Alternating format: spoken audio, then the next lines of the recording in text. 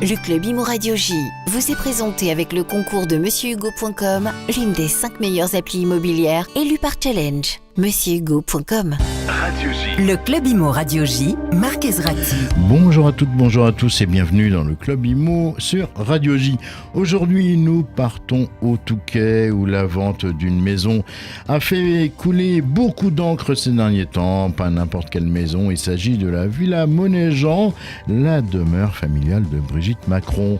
En avril dernier, elle a été vendue pour 3,6 millions d'euros à un promoteur d'Arras. Jusqu'à là, rien d'anormal, sauf que le couple présidentiel continue d'occuper la villa pour encore 8 mois gratuitement grâce à une clause de différé de jouissance. L'acte notarié mentionne par ailleurs une formule rarissime justifiant que l'offre a été acceptée compte tenu de son caractère exceptionnel. Enfin, et sur le plan fiscal, le bien a triplé de valeur en 10 ans avec une exonération de plus-value qui est notamment liée à une longue nue propriété. Bref, une transaction hors norme qui intrigue autant les notaires que les spécialistes du marché avec un cadre fiscal. Alors, est-ce qu'on parle là d'un cadeau fiscal déguisé ou finalement une astuce légale parfaitement huilée? Pour en parler, j'ai 3 invités avec moi. Donc, j'accueille Juliette Bail, qui est avocate compétente en droit immobilier. Bonjour Juliette. Bonjour Marc. Coralie Davin, ex-notaire. Bonjour Coralie. Bonjour Marc. Et Emmanuel Fusilier, syndic de copropriété et fin observateur du marché. Bonjour à tous les trois. Bonjour Marc. Bonjour Emmanuel. Alors avec vous, on va donc décrypter ce que révèle vraiment cette vente. S'il s'agit en fait d'un coup de crayon juridique, une prime de notoriété ou une faiblesse de notre droit immobilier. Juliette Bail, pour commencer simplement, qu'est-ce que c'est qu'un différé de jouissance? Comment on peut l'expliquer à nos auditeurs? Alors en fait, c'est une clause assez banale finalement dans les actes notariés. Le principe, c'est que les acheteurs deviennent propriétaires juridiquement de la maison, mais ils ne peuvent pas encore l'occuper. En fait, c'est le couplage entre le principe du transfert immédiat de la propriété et la liberté contractuelle qui permet d'organiser le principe de la jouissance différée. C'est vrai que là, dans ce dossier-là, l'opinion publique pourrait penser que ça donne une image du vendeur un peu particulière qui vend, qui empoche le prix et ensuite qui continue d'y habiter. Donc, publiquement, c'est un peu particulier, mais juridiquement, c'est quand même assez courant. Oui, c'est assez courant. Emmanuel Fusilier, dans un marché comme celui du Touquet, ce prix de 3,6 millions, est-ce qu'il paraît cohérent ou ça révèle clairement une sorte de prime Macron ? On aurait bien aimé une prime Macron, une loi Macron sur le logement depuis 8 ans, en fait, en tant que professionnel de l'immobilier. Oui, mais quand même, ce prix de 3,6 millions... Alors, ce prix de 3,6 millions, si vous regardez un peu et ce qui se passe au Touquet, qui fait partie, le Touquet, Saint-Tropez, Biarritz, qui sont effectivement des destinations balnéaires très prisées où les prix augmentent, c'est un peu au-dessus du marché, mais c'est pas complètement délirant comme prix non plus, soyons clairs. Alors, quoique le marché avait un peu descendu au Touquet ces derniers temps. Hein. C'est pas... Oui, mais vous achetez, vous achetez un bien d'exception, un bien dans lequel monsieur et madame Macron ont posé leurs fesses. Voilà, point. Coralie Davin, vous qui avez exercé comme notaire, est-ce que c'est courant qu'un vendeur continue d'occuper gratuitement son logement après la vente ? Alors, dans l'immense majorité des cas, Marc, la remise des clés et la prise de possession interviennent le jour de la signature de l'acte authentique chez le notaire. Et il peut arriver en effet qu'une telle demande existe, mais elle est encadrée par une convention de jouissance différée. Et habituellement, le vendeur verse une indemnité d'occupation calculée tout simplement sur la base de la valeur locative du bien. Après, ce qu'on recommande évidemment, c'est lorsqu'un tel cas arrive, on prévoit des conditions très strictes, notamment une séquestre d'une partie du prix de vente, c'est-à-dire que on ne donne pas au vendeur la totalité du prix qu'il doit recevoir. On met une clause d'astreinte aussi, si jamais il ne libère pas le bien dans les délais, à la date prévue, et une répartition claire des charges liées à l'occupation, et la souscription également d'une assurance spécifique. Juliette Ball, toujours d'un point de vue juridique, cette occupation gratuite, est-ce qu'elle peut être considérée comme un avantage occulte taxable ? Alors, le différé de jouissance n'est pas en soi taxable. C'est une modalité contractuelle. Mais si le vendeur continue à occuper gratuitement le bien après l'avoir vendu, c'est un avantage économique certain. Et le fisc pourrait le requalifier en revenu imposable. Parce que tout avantage occulte ou dissimulé peut effectivement être requalifié par le fisc. Alors, pour éviter cette requalification, souvent l'acte notarié prévoit, comme le disait Maître Coralie Davin, une indemnité d'occupation ou un ajustement du prix de vente pour justement éviter que le fisc ait à requalifier cet avantage comme avantage taxable. Emmanuel Fusilier, pour un acheteur accepter de payer cher et de laisser le vendeur occuper les lieux, pour vous, c'est quoi ? C'est rationnel ou totalement atypique ? On est dans l'entre-soi, Marc. Je pense que 90% des acheteurs ne savent même pas que la clause de jouissance différée existe. Donc on est vraiment dans l'entre-soi. C'est pour ça qu'on est là aujourd'hui pour en parler. Non, mais, cette histoire dans cette histoire, il n'y a rien d'illégal. Oui, c'est ça. Mais on s'aperçoit en fait que la famille Macron est très très douée en immobilier quand il s'agit de leur immobilier personnel. On aurait juste aimé pendant 8 ans qu'ils s'intéressent au logement et à l'immobilier pour aider le secteur. Et qu'ils soient aussi performants sur ce secteur qu'ils le sont à titre perso. Je vous sens bien taquin ce matin. Bah oui, je suis très taquin, mais c'est pas... Voilà. Alors, Coralie Davin, l'acte notarié mentionne que l'offre a été acceptée compte tenu de son caractère exceptionnel. Est-ce que vous avez déjà vu une telle clause et quelle portée réelle ça peut avoir ? C'est quoi d'ailleurs ce côté exceptionnel ? Alors, il est très rare déjà de trouver cette formulation. Ça sort du cadre habituel des mentions, on va dire, présentes dans nos actes de vente pour garantir la sécurité juridique des parties et la transparence. On parle plutôt des conditions, du prix, des charges. On évoque des servitudes, mais pas de mention d'un caractère exceptionnel. Ça cherche vraiment, pour moi, à mettre en avant le contexte particulier de la transaction. Et quelle portée ? Pas de portée, on va dire, juridique concrète, parce que cette clause ne crée pas de droit ou d'obligation supplémentaire entre les parties. Pour moi, elle peut, à mon sens, préparer le terrain en cas de contrôle fiscal, éventuellement, mais sur le plan civil, elle n'engage pas la validité ou l'exécution du contrat.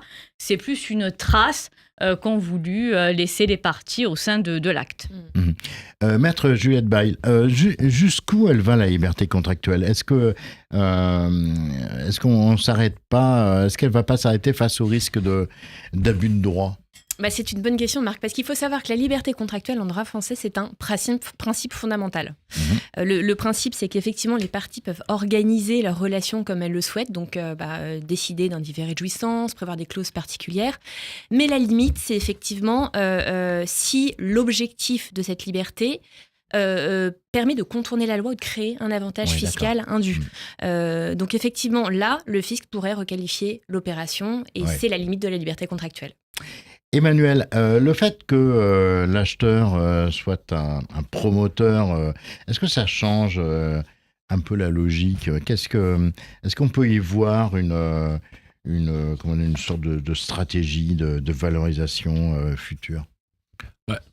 Certainement. C'est pas son voisin non plus. Il semble. Il est pas très loin. C'est son voisin. Oui, c'est le Touquet. C'est très petit le Touquet.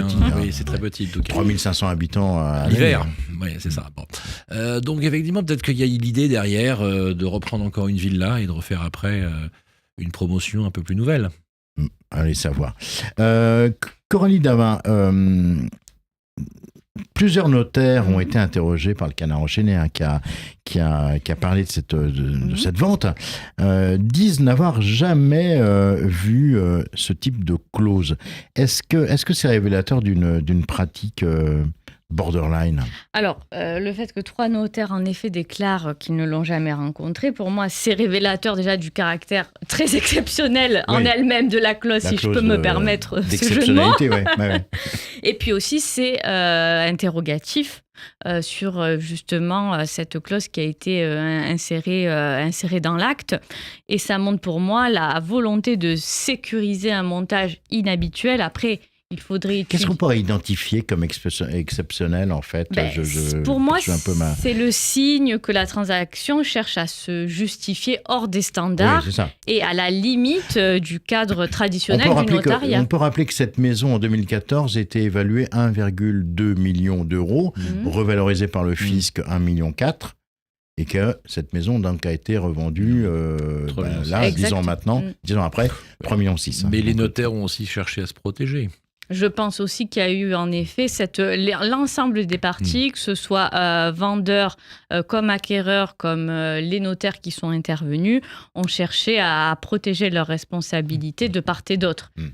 Joël Bail, pour ceux qui nous écoutent aujourd'hui, quelles sont les astuces juridiques classiques utilisées dans des ventes de biens prestigieux? Je pense notamment peut-être au SCI familial, choses comme ça. Oui, alors c'est vrai qu'assez régulièrement, il y a des créations de SCI ou des transferts d'usufruit. L'idée, c'est de permettre des optimisations fiscales et de simplifier la transmission du bien aux héritiers. Par exemple, vous créez une SCI, au lieu de vendre directement le bien, vous vendez les parts de la SCI. Ou alors l'usufruit, distinguer l'usufruit et la nue propriété, vous dissociez les deux. Le vendeur continue à habiter, à percevoir les loyers, il garde l'usufruit, alors que l'acheteur devient propriétaire, il a la nue propriété, mais il n'a pas encore la jouissance du bien. Donc ce sont des clauses assez habituelles, créer des SCI ou dissocier, démembrer l'usufruit et la nue propriété, c'est assez habituel dans ce genre de dossier. Emmanuel Fusillé, la notoriété d'un bien comme cette maison du président, est-ce qu'elle peut vraiment créer de la valeur sur le long terme, à votre avis? On va voir comment va se terminer le quinquennat.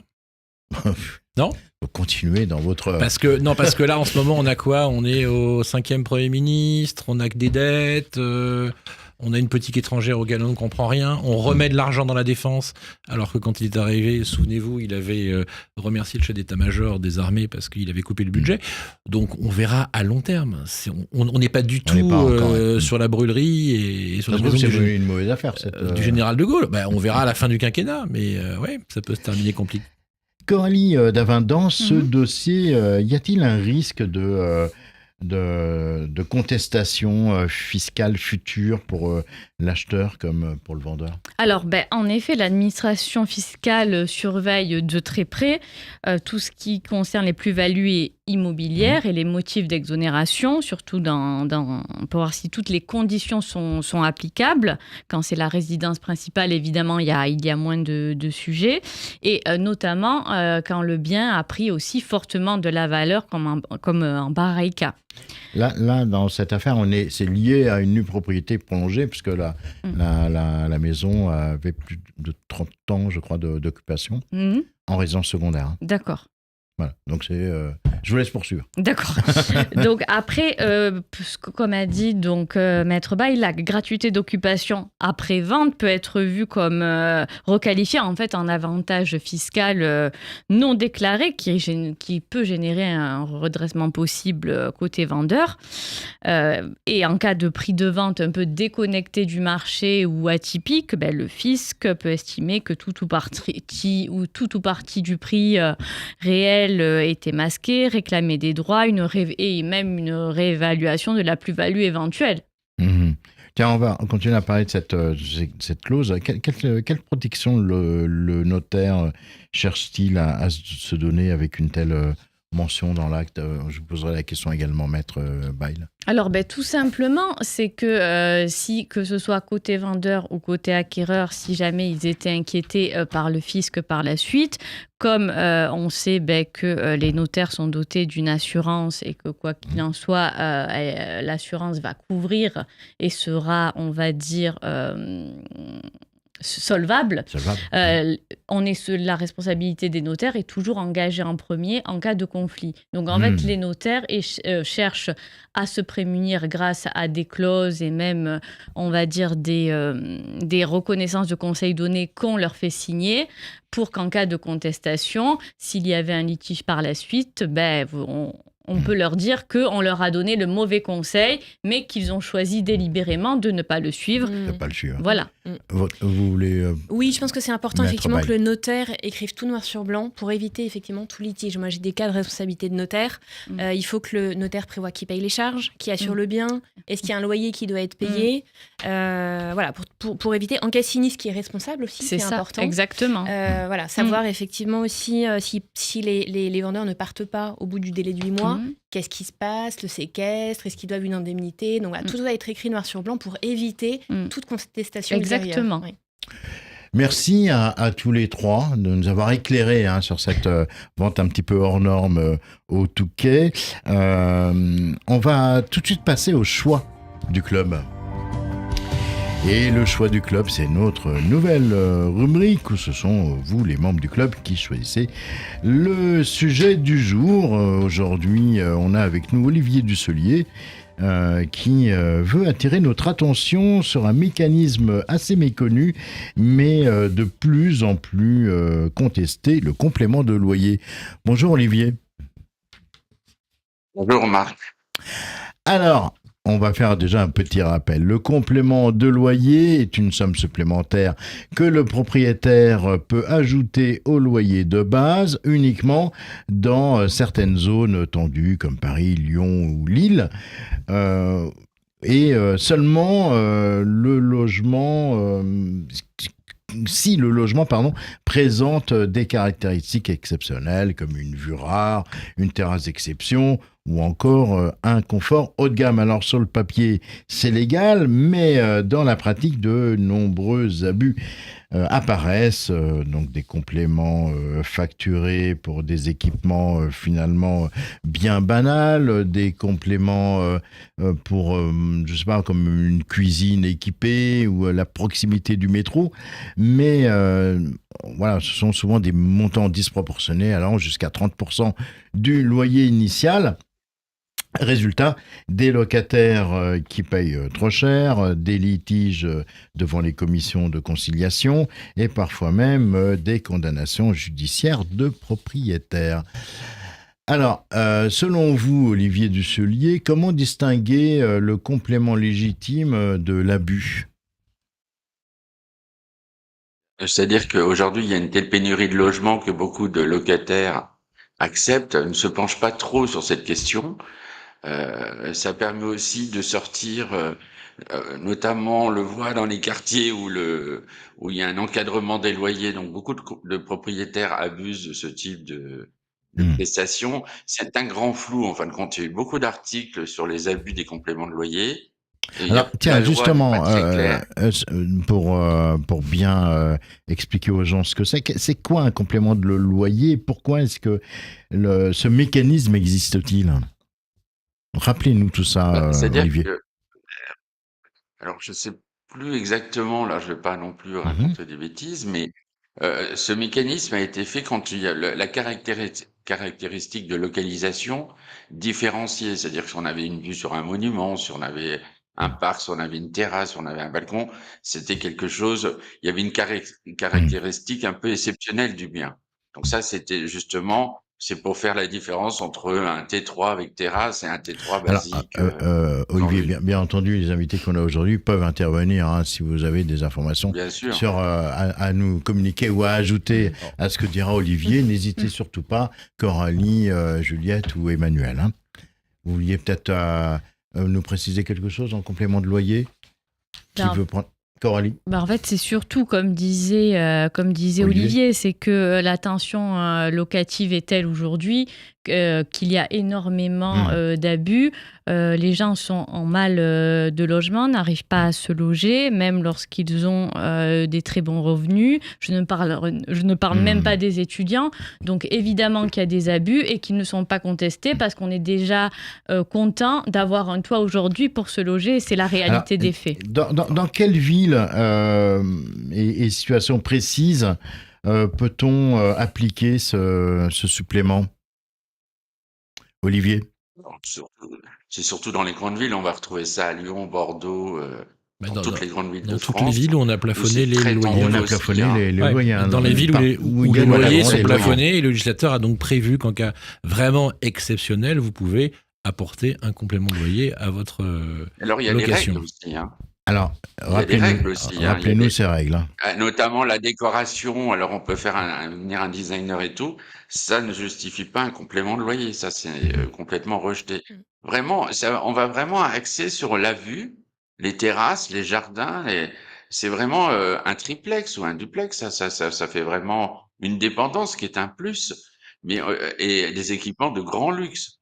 Quelles sont cuisine basique ne pourra pas être appliqué un complément de loyer. Le problème, c'est qu'aujourd'hui, il y a beaucoup d'abus et beaucoup de locataires pourraient très bien avoir des recours. C'est une forme déguisée d'augmentation. Et on se retrouve aussi avec quelque chose qui est assez nouveau, c'est que depuis l'interdiction de louer notamment, mais depuis les lettres F ou G, alors que la lettre F c'est pas une interdiction de louer, il y a interdiction d'avoir des compléments de loyer. Ça, on oublie un peu. Beaucoup de propriétaires continuent avec ces compléments et c'est interdit depuis 2 ans, les compléments de loyer pour les lettres F ou G du DPE. Alors, comme on a très peu de temps, je vais vous poser une question à tous. Est-ce que les tribunaux aujourd'hui et commissions départementales donnent souvent raison aux locataires ou aux propriétaires dans ces affaires?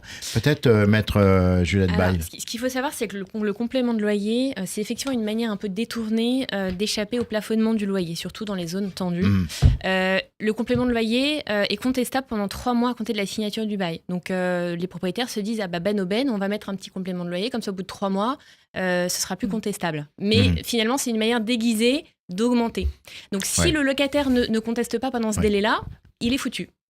Si le bailleur a eu l'intelligence d'écrire complément de loyer, s'il a fait un loyer qui est supérieur au loyer majoré, qui n'a pas écrit le complément de loyer, il n'y a pas les 3 mois. Il est contestable de la Z. Et je rappelle que la ville de Paris incite les locataires à faire de la délation. Olivier Dusselier, vous avez 20 secondes. Est-ce qu'il faut réformer ou supprimer ce complément de loyer pour éviter ces dérives? Il faut supprimer le plafonnement des loyers. C'est complètement ridicule. Ça, c'est vous, Emmanuel. Olivier, vous avez 20 secondes. Il faut carrément, pour moi, il faut le supprimer. La clarté, c'est toujours ce qu'il y a de mieux. Et dès que c'est un peu nébuleux, avec des compléments, des choses qui sont vraiment pas bien ciblées, c'est jamais bon. Donc, pour moi, il faut le supprimer. Merci beaucoup Olivier Dusselier pour avoir choisi ce sujet.